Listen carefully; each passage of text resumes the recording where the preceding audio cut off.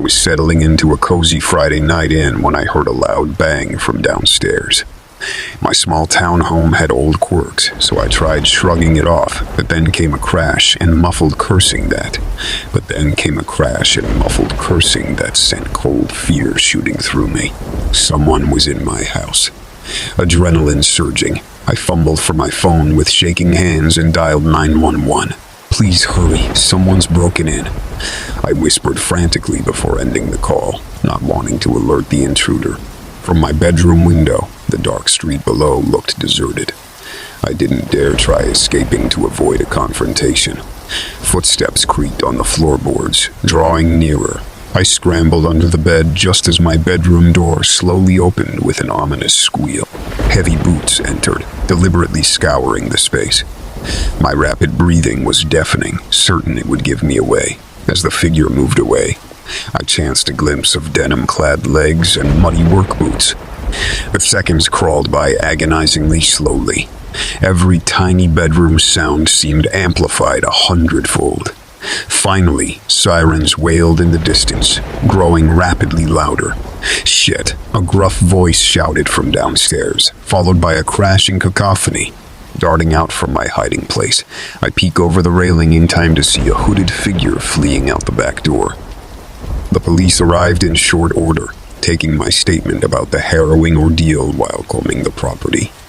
Neighbors also emerged, drawn by the commotion, offering moral support. "We've had reports of break-ins in the area recently. Consider installing an alarm system," one officer advised gravely before departing. With the unpleasant encounter still fresh, sleep eluded me that night behind triple locked doors. Each creak and whisper of wind carried fresh panic. Come morning light, a troubling realization set in. Whoever had targeted me knew the layout. Were they a former occupant or new stalker studying from afar? Checking for signs of tampering revealed nothing amiss. A few nights later, restless staring at shadows was interrupted by frantic barking from my small dog, Boris. His fur stood on end as hackles raised a low growl building in his throat. I tried reassuring him, but his gaze remained fixed on the glass patio door, which I now saw wore a new scuff mark just above the handle. Rushing to close blinds and draw all curtains, my panic rose to new heights. Somewhere out there lurked a depraved mind obsessed with invading my safe haven. A tap on the glass caused me to scream and clutch Boris protectively against my racing heart. Only after several minutes did rationality assert itself. It must have been a tree branch in the wind. After recounting the disturbing incidents to a friend, he rightly insisted I not remain in that house another night. Crashing at his place brought an uneasy sense of security, yet unease permeated my dreams with strange shapes lurking at windows.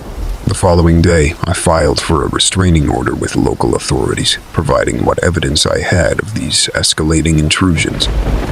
A few evenings later, we decided to return to my home to retrieve necessary items. Entering cautiously with my friend and Boris, all seemed normal at first. That is, until a creak sounded from the upper level, causing us to freeze in terror. Slow, quiet footsteps then began descending the staircase. I hoped and prayed it was just an overactive imagination, but as the noise grew louder, so too did an ominous sense of dread. Peering up the stairwell in mounting horror, a gaunt figure emerged from shadowy depths, stepping deliberately into the light.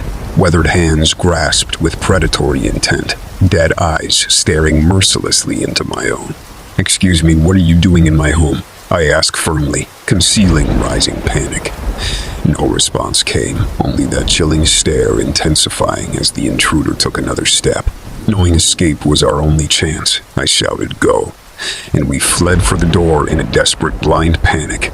Scrambling into my friend's truck, screeching tires carried us swiftly into the night. That was the last straw. I resolved not to risk remaining another moment where such an unhinged threat prowled freely. Temporary shelter was arranged while authorities began investigating potential suspects in the escalating stalking case. Days crept by with no new disturbances, yet unease still gripped my every moment. After extensive patrols and surveillance of the neighborhood, police apprehended a person of interest hiding within the abandoned house next door. Interrogation revealed a long-buried psychosis and fixation on my family that had occupied the home years prior. A restraining order clearly wasn't enough to protect against such madness. I can only pray the legal system succeeds where my security measures failed, and this nightmare finally ends behind bars where the intruder belongs. At least now, a healing can begin without that looming presence shadowing my life. My home may be just brick and wood, but violating its sanctuary struck at the core of any sense of safety. May this sinister ordeal never darken my doorstep again.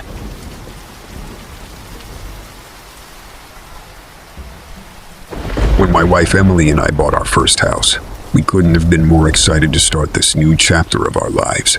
The charming Victorian home was the perfect size for us and located in a safe, quiet neighborhood. It seemed almost too good to be true. That is, until the strange occurrences started almost immediately after moving in. At first, it was small things that could be explained away. A book left open on the table, even though neither of us had been in the room, or finding the back door unlocked in the morning, though we were sure we'd locked up the night before. Emily shrugged it off as first-time homeowner jitters, or the quirks of an old house settling. But I couldn't help the unease growing in my gut that told me something wasn't right. The incidents gradually escalated over the next few weeks. We would hear faint noises at night like footsteps above us, even though the attic was empty, or caught whispers of voices coming from empty rooms. Emily began waking up with bruises and scratches she swore were not there when she went to bed. I started having vivid nightmares of shadowy figures watching me from the bedroom doorway. Neither of us wanted to admit what we were both already thinking, that our house was haunted. One night, as I was home alone working late, I heard a blood-curdling scream come from upstairs that sounded exactly like Emily. Heart in my throat, I race up to find her fast asleep in our bed, perfectly unharmed. At that point, I knew we could no longer deny that something unearthly had taken up residence with us. Reluctantly, I suggested to Emily that we consult our neighbors, especially the elderly couple next door who had lived in the area for decades. According to them, our home had quite a turbulent history. 3 different families had lived there in the past. Each reported strange occurrences matching our experiences before abruptly moving out. Tales existed of tragic events befalling previous occupants, though official records had been lost to time. It seemed we were not the first, nor would we be the last, to learn we were not alone in the house. With no other choice, we called in a local paranormal group to investigate. What they captured that night with their cameras and recording devices sent chills down my spine. Full-body apparitions appearing on film, as well as unexplained voices and sounds in the audio. One distinctly asking, "Why have you come here?" echoed through the night. After that, things took a definite turn for the worse. Freezing spots would form in rooms as though passed through by icy spirits. Furniture started moving on its own as we heard mocking laughter.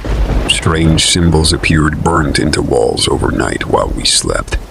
Worst of all were the shadows, flickering at the edges of vision before disappearing, and the feeling of being constantly watched by malevolent, unworldly eyes.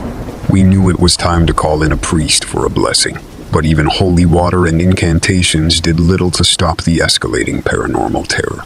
Visions of hellish faces materializing from the dark haunted my wife's nightmares, while I began waking up with harsh bruises and cuts. Something in that house had marked us. It would not let us leave without a fight. That's when the attacks became physical.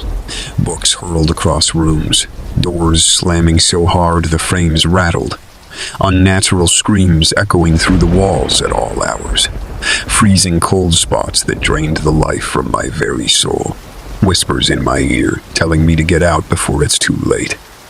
Enough was enough. I told Emily it was time to run while we still could. That next morning, we fled our haunted home with nothing but the clothes on our backs. The sense of relief upon leaving that place was palpable. although I knew its evil would haunt my nightmares for years to come. Whatever spirits reside in that house had made it clear. They had no intentions of ever letting us stay. I pray the next owners heed the warnings and abandon that place before it's too late. Some doors are never meant to be opened.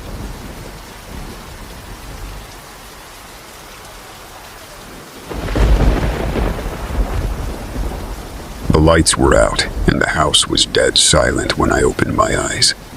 A quick glance at the clock on my nightstand told me it was just past 3 a.m. I strained my ears, trying to figure out what could have woken me from my sleep. That's when I heard it. The unmistakable sound of footsteps creaking on the wooden stairs leading down to the first floor of my home. My heart started racing as adrenaline shot through my body. I knew for certain that I was alone in the house. A feeling of dread and panic began to set in. Who was downstairs in the middle of the night? Had someone broken in? I remained as still as possible, hardly daring to breathe, hoping the intruder wouldn't discover me on the second-floor bedroom. The creaking grew louder as the footsteps descended further down the stairs. I heard them pause, as if the person was scanning the area below, searching for anything worth taking. An irrational thought crossed my mind. Maybe it was all just a nightmare, and I would wake up any second. But the footsteps confirmed that this was no dream. A very real threat was in my house as I lay helpless in bed. My mind raced with theories about how the burglar could have gotten in. I always make sure to lock all the doors and windows before going to sleep. Was someone hiding in the house as I went about my evening routine, waiting for the perfect time to emerge? The idea sent chills down my spine. I desperately wanted to flee to safety, but any noise now could alert the intruder to my presence. My only option was to remain still and hope they didn't come upstairs. After what felt like an eternity, the footsteps began creaking back up the stairs. My panic heightened further. Were they coming to check the second floor now? I tensed up, ready to scream or fight for my life if confronted. But instead, the footsteps passed by the landing outside my bedroom door and continued up to the third level of the house. I let out a shaking breath, grateful for this small reprieve, but terrified of what they may find up there. The suspense was unbearable as I laid waiting, every creak of the floorboards above sounding deafening in the quiet of the night. My mind raced with scenarios of what the intruder could be doing, rummaging through drawers and cabinets, searching for valuables. Or had they found something concerning up there that sparked further sinister intentions? After some time, the footsteps began their journey back downstairs. My entire body trembled with fear as I listened intently. The intruder wandered through the lower level, opening and closing cabinets and drawers. Were they locating items to steal, or had their motives changed to something far worse? I thought back to the knives in the kitchen, wondering if they had armed themselves. By now, enough time had passed that any 911 call I made risked alerting the burglar to my presence. I was truly on my own. Finally, after what felt like hours but had likely only been minutes, the noises began fading as the intruder moved towards the front of the house. Silence fell once more as I listened for the telltale sound of the front door opening and closing, signaling their departure, but it never came. Instead, the footsteps slowly ascended back towards the staircase, getting louder with each creak. My heart leapt into my throat as the inevitable next move became clear. They were coming back upstairs to thoroughly search the home. I scrambled from the bed, quickly scanning the dark room for anywhere to hide. The large closet was my best option, though I wasn't sure how well concealed I would be inside. With moments to spare, I squeezed myself into the far corner behind piles of clothes, just as the stairs began groaning under unfamiliar weight.